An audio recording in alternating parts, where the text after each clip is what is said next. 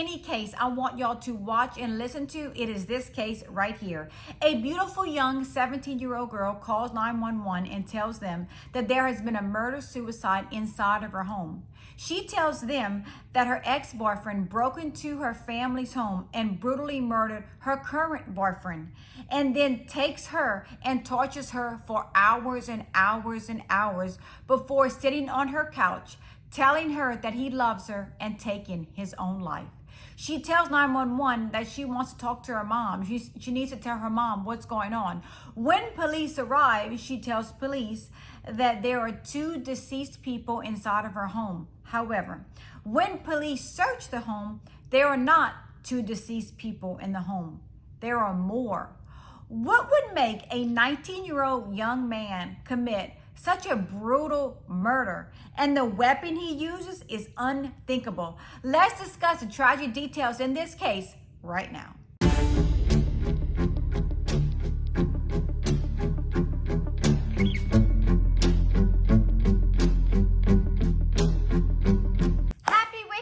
My Cajun cuties, yes, it's me, Anne Marie, aka the Cajun Crime Queen from Carencro, Louisiana. Cajun born, Cajun bred, and when I die, I'll be Cajun dead. I hope after this video that you like, subscribe, and comment, and don't forget to press notification bell so you never miss a video from me, Anne Marie. And as always, thank you all for joining me on this Wicked Wednesday evening as we discuss another true crime case. How are y'all doing on this Wicked Wednesday evening? Thank y'all once again for joining me as we discuss another true crime case. I hope y'all are all having a great night and a great week so far, and that y'all are ready for the weekend.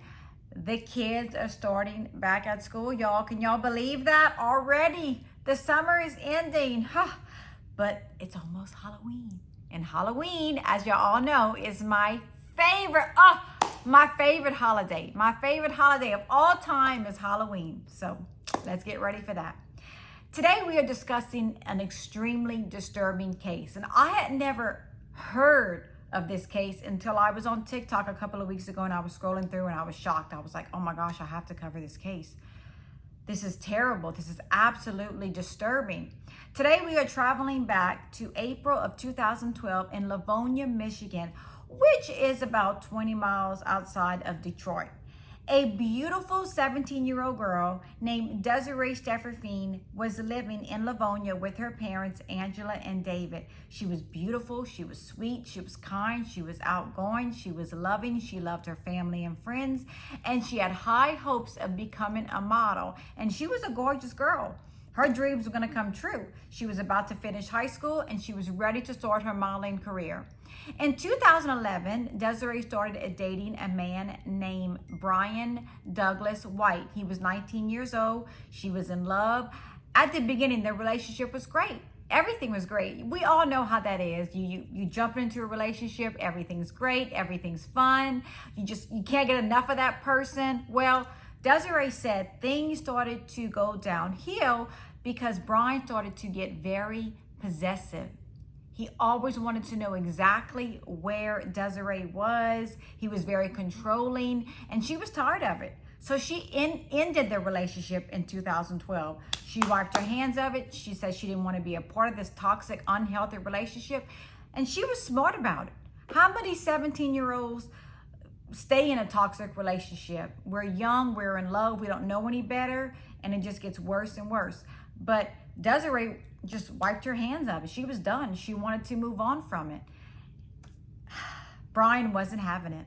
No, he was angry, he was hurt, he was extremely upset and wanted Desiree back. And according to several people, Brian was unstable. Something wasn't right with him. However, Desiree says she never dreamed that Brian would do anything to hurt her. He would call her every day. He would text her every day, beg her to see her, beg her to talk to her. But she said, no, I don't want to be in a toxic, unhealthy relationship. And there was another reason why Desiree wanted Brian to move on. Can y'all guess what it is? 17-year-old Desiree started dating a new man, 19-year-old Jacob Lee Burns. Everyone says that Jacob was a breath of fresh air. He was sweet, he was loving, he was kind, he was very athletic, and Desiree and Jacob were in a very healthy, peaceful relationship. Desiree says that she had been knowing Jacob for years and years and decided that she wanted to be in a romantic relationship with him. On April 3rd, 2012, Desiree's ex-boyfriend, Brian White, calls her once again begging to get back together, telling her he loves her, he wants to be with her, he wants to spend the rest of her life with her. And once again, she tells him, look, it's over, it's done. I don't want to be with you. I want you to move on with your life. I'm in a healthy relationship. I want both of us to move on from each other. Brian was not having it.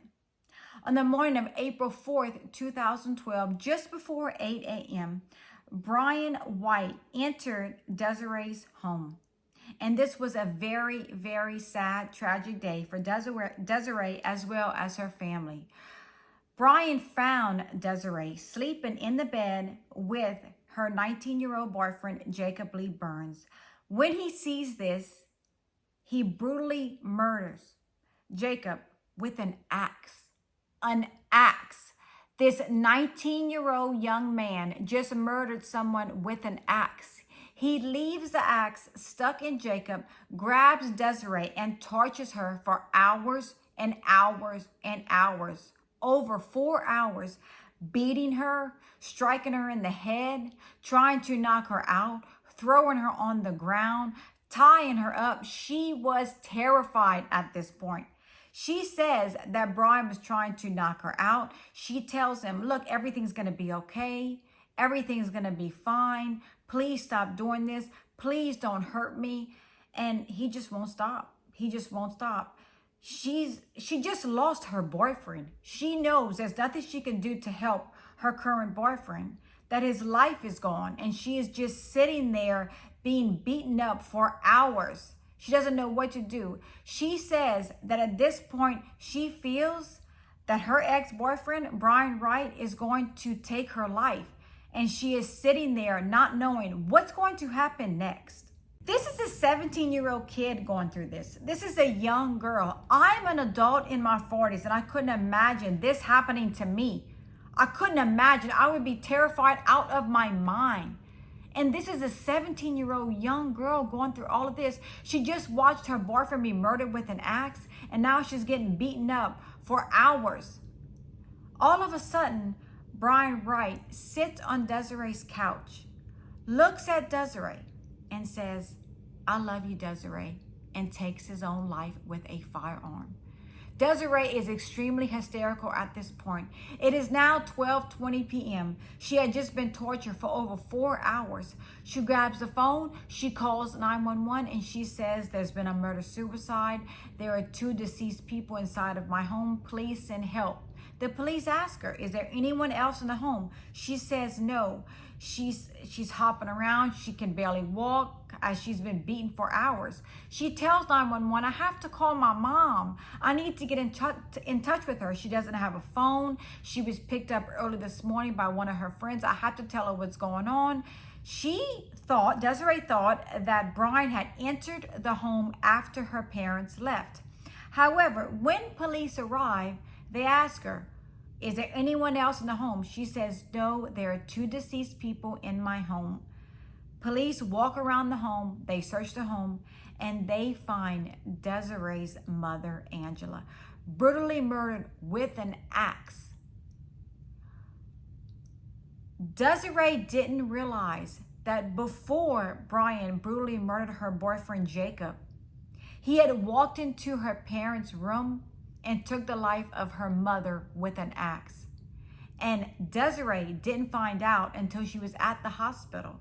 She, along with her father, have found out that Brian had taken the life of Angela. They were both devastated. It was a heartbreaking day for Desiree to lose her boyfriend, her mom, the same day, and for Desiree's father to lose the love of his life, a beautiful woman that he had been married to for 21 years. She's gone. They are both grieving the loss of Angela as well as Jacob. And Desiree's father, he can't get over this. And he said, I can't believe all of this happened over the ending of a teenage romance. This is not adults. This is not someone that had been married for 50 years. This is a teenage romance that this young man couldn't get over. So everyone was devastated at this time. After this brutal crime occurred, police wanted to know what was going on with Brian White. They started a full-blown investigation. They went to his home, but first, they looked at his Facebook page, and it was extremely disturbing. The background of his Facebook page was a room covered in blood splatter. There was blood everywhere on this picture. Now, I'm gonna pause right there, and I'm gonna tell y'all this. I'm all about true crime. If there's a true crime documentary, sign me up, because I'll be the first one to watch. However, if I saw that image on someone's Facebook page, TikTok page, Instagram, whatever, I would be highly disturbed and wouldn't want anything to do with that person. Like, what is going on there? Why would you have your background picture of that? Brian also wrote several disturbing texts on his Facebook timeline. Texts that read, "Did I mention I'm utterly insane?" He also wrote, "You can get addicted to a certain kind of sadness." He also wrote, "Having trouble connecting." He was very desperate to connect. Now, those are very disturbing text on your timeline. That would freak me out right then and there. Police were shocked. It's like Brian was calling out for help with the pictures, with the images, with the text he wrote on his timeline. It was crazy. Police were shocked. No one else saw this. No one else alerted authorities or alerted a hospital, alerted his parents, someone. Like, look what Brian's writing all over his timeline on social media. Police also found 2 firearms in Brian's basement, an online order for a knife, and the axe that Brian used in the gruesome murders belonged to Desiree's home. So he found the axe when he went to Desiree's home. However, he also had a firearm on him, and that's what he used to take his own life. So now I'm wondering, was Brian planning on using the firearm and just noticed the axe when he arrived at the home? What was it? Did he want to commit this gruesome crime? He was also heavily addicted to the movie American Psycho, which is about a serial killer. So was he acting out? What happened? What was going on? This is extremely sad for everyone involved. As someone who researches crime every day, as someone who works with true crime every day, as someone who films true crime every day, a lot of people often ask me, do you have nightmares? Do you ever think about this? Do you ever worry how everything is always negative in your life when you're always thinking about true crime? No. I don't worry about things like that. I do not have nightmares because I like to research true crime. So when I see this disturbing image on Brian White's Facebook background page, I find that very disturbing and something is not right. Because even though I study true crime every day, I would never put a blood spatter picture as my background. Never. You could like to learn about true crime. You can like to watch scary movies. You can like to learn about different crimes. However, some people, when they're posting all about crime and sadness and blood splatter and being unstable and being insane, you may want to take them serious because something's not right. To go on your Facebook and say I'm insane and I'm addicted to sadness, and it is a person, in my opinion, calling out for help. And who knows, maybe he was trying to get Desiree's attention. This is a 19-year-old kid that was having all of these issues, and to me, it goes deeper than just a teenage breakup. Something else wasn't right. He was clearly unstable at the time and needed to get help. However, he didn't get help. He committed a gruesome crime. And my heart, my thoughts, my prayers go out to Desiree as well as her family. I cannot imagine being 17 years old, watching your boyfriend be brutally murdered with an axe, then watching your ex-boyfriend take his own life right in front of you. His last words were, "I love you, Desiree," then took his life right in front of her. I couldn't imagine that happening. My thoughts and prayers are with Desiree, Angela, Jacob, all of y'all families. And I'm sure Brian White's family is grieving him as well. My heart goes out to all of you. I hope y'all all remember the great memories y'all had with your loved ones. My final thought, I always give y'all my final thought. And my final thought is, I always tell y'all in almost every single one of my videos that have to do with an obsession, with someone that can't move on.